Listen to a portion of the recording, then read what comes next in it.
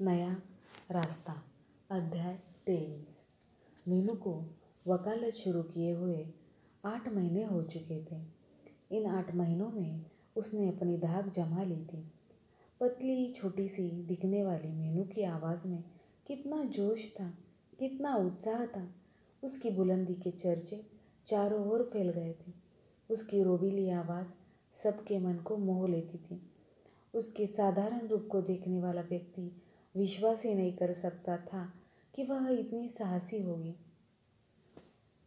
पिछले 8 महीनों में मीनू अमित से मिलने 4 बार गई, परंतु केवल मरीज की एक हितैषी बनकर। पिछले 2 महीने से तो वह उसके पास जा ही न सकी थी, न उसका कोई समाचार ही मिल सका था। रविवार का दिन था। सप्ताह में केवल एक ही दिन तो मीनू अपने को स्वतंत्र अनुभव करती थी। रविवार होने के कारण उसने सोचा कि वह दिन नीलिमा के साथ ही व्यतीत किया जाए। वह नीलिमा के घर जाने को ही थी कि उसकी छोटी बहन आशा अपने पति व बेटे के साथ वहाँ पहुँची। मीनू आशा से लगभग 8 महीने बाद मिली थी। कितना परिवर्तन आ गया था आशा में। माँ बनने के बाद काफ़ी मोटी हो गई थी। यद्यपि वह मीनू से छोटी थी, परंतु मीनू उसके सामने काफ़ी छोटी प्रतीत हो रही थी। आशा का नन्हा बेटा कितना प्यारा था, बिल्कुल माँ का रंग रूप लिया था उसने। मीनू ने आशा की गोद से उसे ले लिया। वह नन्हा बालक जैसे ही मीनू की गोद में आया, उसने रोना शुरू कर दिया। तभी मजाक करते हुए आशा के पति बोले, बेटे रोते नहीं, आप इस समय मौसी की गोद में हो और मौसी तो मासी ही होती है। उनकी इस बात को सुनकर सब हंस पड़े, परंतु वह बच्चा रोता ही रहा। फिर आशा ने उसे अपनी गोद में लेकर सुला दिया। आशा की गोद में उस नन्हे को देखकर मीनू का हृदय मातृत्व की भावना से अभिभूत हो उठा। कितना भला लगता है माँ बनना भी। आशा कितनी भाग्यशाली है। कुछ ठहरकर आशा के पति बाजार चले गए। दोनों बहनें काफ़ी दिनों के बाद मिली थीं, इसलिए बहुत सी बातें इकट्ठा हो गई थी। घंटों तक बैठी दोनों बहनें बातें करती रहीं।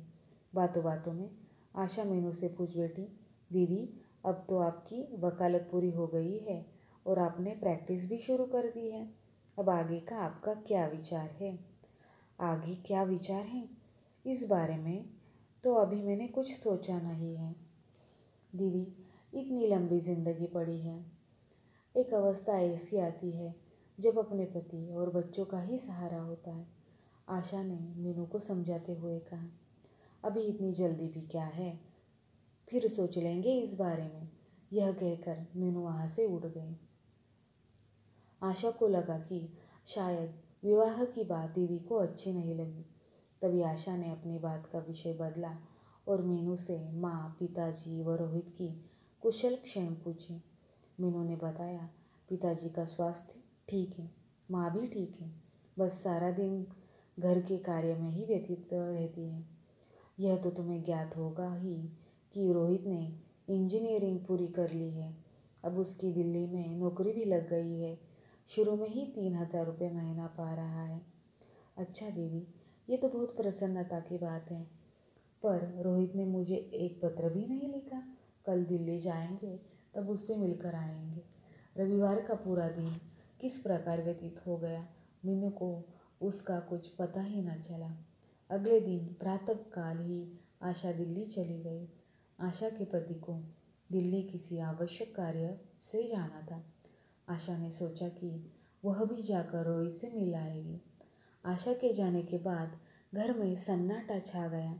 सबके बोलने की आवाज़ वो छोटे बच्चे के रोने के स्वर से सारा कमरा गूंजता था।